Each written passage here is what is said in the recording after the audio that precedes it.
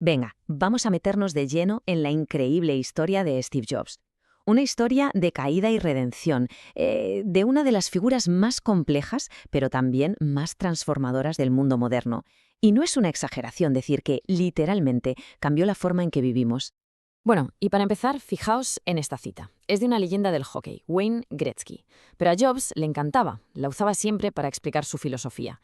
La idea es sencilla pero potentísima. No vayas donde ha estado el disco, ve a dónde va a estar. O sea, no se trata de reaccionar al presente, sino de adelantarse, de anticipar el futuro. Y esa idea de verdad fue el motor de toda su carrera. Y claro, esto nos lleva a la gran pregunta, ¿no? ¿Cómo es posible que un chaval que dejó la universidad, un buscador espiritual, llegara a ver el futuro con esa claridad tan brutal? Porque su viaje, desde luego, no fue una línea recta. Fue más bien como una colección de experiencias que en principio no tenían nada que ver entre sí. Y aquí está la primera clave para entenderle. Su visión no era solo tecnología, ni mucho menos. Se trataba de estar justo en el cruce de caminos, en la intersección de todo. Él mismo lo decía, ¿eh? Se veía como una persona de humanidades, de letras, pero a la que, pues mira, le gustaba la electrónica. Tenía un héroe, Edwin Land, el de Polaroid, que siempre hablaba de la importancia de la gente que podía estar, pues eso, en la confluencia entre las humanidades y las ciencias. Y Jobs, al oír eso, lo tuvo claro. Eso es lo que quiero ser yo. Y fijaos en esta cronología, porque aquí se ve perfectamente cómo se fue cociendo todo. En el 72 deja la universidad, ¿vale? Pero ojo, se cuela de oyente en una clase de caligrafía. Caligrafía, algo que años más tarde definiría toda la estética del Mac. Luego se va a la India, un viaje espiritual, y estudia budismo zen. Y para rematar, el Homebrew Computer Club. Ahí es donde esa pasión por los cacharros, por la tecnología, se mezcló con todo el rollo contracultural de la época. Una mezcla explosiva. Vale, ¿y qué sale de toda esta mezcla? Pues vamos a verlo, porque así es como estas experiencias se fusionaron para construir una auténtica revolución. Hablemos de la fundación de Apple y de su primer producto realmente rompedor. Mirad qué interesante es este contraste, de verdad. En aquella época el panorama de los ordenadores era el PC de IBM. Y punto. Interfaces de texto, supercorporativo, un símbolo de conformidad. Y de repente llega el Macintosh, que era, vamos, todo lo contrario. Una interfaz gráfica, con dibujitos, con un ratón, diseñado para la gente, para la creatividad. Y para plasmar este espíritu rebelde no hay nada como el mítico anuncio de la Super Bowl del 84. Es que es legendario. Porque no estaban vendiendo un ordenador, que va, vendían una idea. La idea de que el Macintosh era la herramienta para salvar a la humanidad de la uniformidad, del gran hermano corporativo. Fue sin duda un antes y un después en el mundo de la publicidad. Pero, como en toda buena historia, cuando parece que están en la cima, ¡boom! Giro de guión dramático. El visionario que lo había empezado todo acaba despedido, de su propia empresa. Increíble. Y todo empieza con esta frase, que es brutal. Es la que usó Jobs para fichar a John Sculley, que era un pez gordo de Pepsi, para que fuera el CEO de Apple. Le dijo: ¿quieres pasarte el resto de tu vida vendiendo agua con azúcar o quieres una oportunidad para cambiar el mundo? Tremendo. Pura ambición. Lo irónico es que la llegada de Sculley fue precisamente el principio del fin para Jobs en Apple.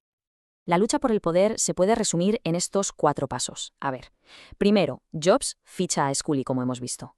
Segundo, sus visiones chocan, pero a lo bestia. Jobs quería apostarlo todo al Macintosh, mientras que Sculley era mucho más conservador.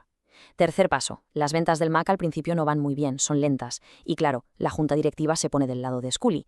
Y el resultado final, en 1985, Jobs es apartado de sus funciones y acaba dimitiendo. Se va.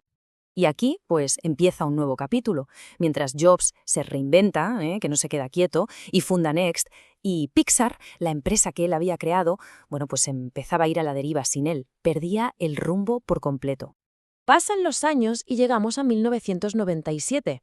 El panorama en Apple era desolador. No hay otra palabra. La empresa estaba literalmente al borde de la quiebra. Había perdido por completo la chispa, la capacidad de innovar, y su cuota de mercado estaba por los suelos. El reino que él había construido estaba en ruinas.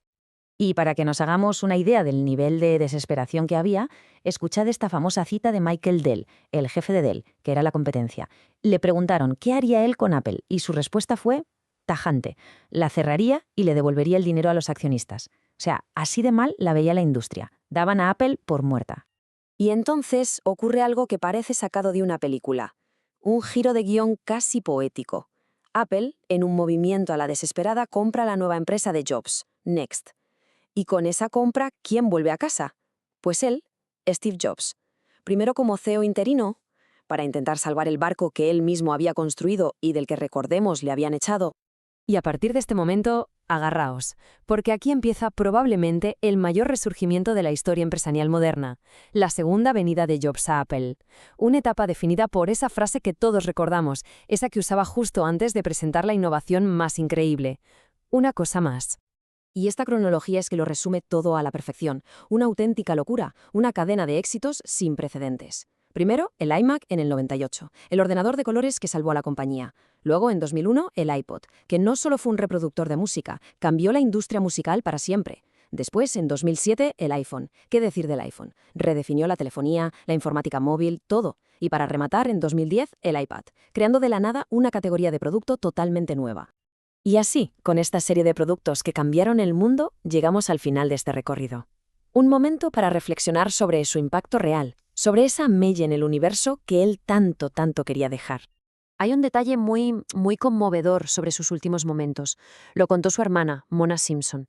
Dijo que, al final, después de mirar a su familia, su mirada se perdió en la distancia, más allá de ellos, y sus últimas palabras fueron «Oh, wow, oh, wow, oh, wow».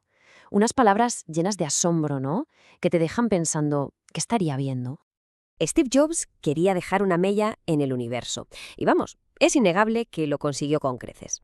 Así que la historia nos deja con esta pregunta final. Una pregunta que flota en el aire. ¿Cuál será la próxima gran mella? Y quizá más importante, ¿quién será la persona que la deje?